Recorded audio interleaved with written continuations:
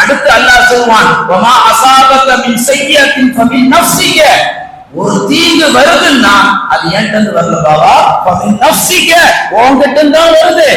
ஒரு தீமையை செய்யும் பொழுது உனக்கு புத்தி வேலை செய்யல, பகுத்தறிவு வேலை செய்யல, உன் அறிவை கொண்டு போய் குப்பையில போட்டுட்டு நாளைக்கு குத்துதே குறையுதுன்னு சொல்லி என்கிட்ட கை எழுந்துனா நான் என்ன செய்ய முடியும்?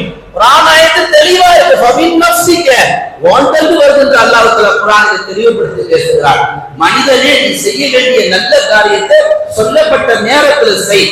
சொல்லப்பட்ட நேரத்தை தாண்டி நீ ஒன்று செய்கின்ற பொழுது அல்லாஹ் அதற்கான பரிகாரத்தையும் பலனையும் தர மாட்டான். ஃபஜ்ருடைய தொழுகை யார் தொழவில்லையோ அன்றைய தினம் தரித்திரன் நாங்க ரசூலுல்லாஹ் எத்தனை முஸ்லிம்கள் சீசா எடுத்துக்கிட்டோம்.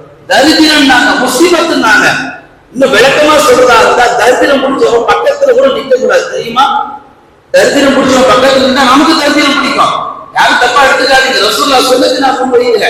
ஃபஜ்ருடைய தொழுகை யார் ஒரு நாள் தவறிட்டா பரவாயில்லை, தூக்கம் அசதி. தினம் ஃபஜ்ருடைய தொழுகை ஒரு தவறு என்று சொன்னால் அந்த குடும்பத்தில் அவர் தரித்திரமாக வாழ்ந்து என்ன பிரயோஜனம்? ஃபஜ்ருடைய தொழுகையை தவறு விட்டவர்கள் பெருமானார் முஸீபத் என்று சொன்னார்கள். இதெல்லாம் இந்த உம்மத்துக்காக ஏறாது. யாரோ ஒருவன் பிழப்புக்காக வைத்து குழப்புக்காக ஒரு 4 காசுக்கு ஆசைப்பட்டு எதையாவது ஒன்று அடிச்சு விட்டத வேதவாக்கா எடுத்து இன்னைக்கு இந்த உம்மத்தில் அதை கடைபிடிச்சிட்டு இருக்கிறாங்களே, எல்லாம் தவறு என்பதை இந்த உம்மத்து புரிந்து கொள்ள வேண்டும்.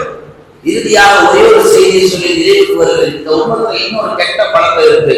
மகரிபுக்கு பிறகு எந்த உதவியும் பண்ண மாட்டாங்க.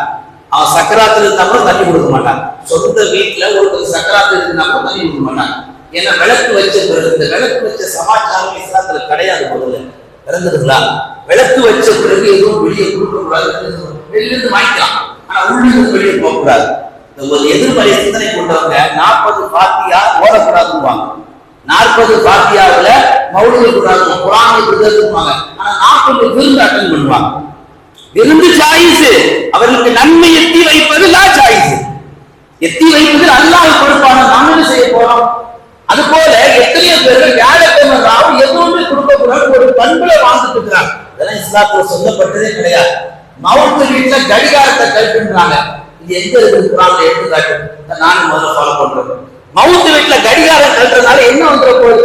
கடிகாரம் இருந்தா தான் மவுத் எத்தனை மணிக்கு எடுக்கின்ற டைமிங்கே தெரியும். நீ கடிகாரத்தை கழிச்சு கீழே வச்சீங்கன்னா எந்த டைம்ல பார்த்து மவுத் எடுக்க முடியும்? இப்படி எல்லோரும் தீனை தவறுதலாக புரிந்து கொண்டு தான் இஷ்டப்படி வாழ்வதனால்தான் இந்த மார்க்கெட்ல எந்த ஒரு சிறப்பை நம்மால் வாழும்போது அடைய முடியல. எல்லாம் அல்லாஹ் தஆலா இந்த தீனை முழுமையாக புரிந்து கொள்ளக்கூடிய ஹிக்மத்தை அல்லாஹ் நமக்கு வழங்குவானாக. அதற்கான ஒரே வழி தெரியுமா? குர்ஆனை தொடர்ந்து ஓதுங்கள், குர்ஆன் தர்ஜுமாவை தொடர்ந்து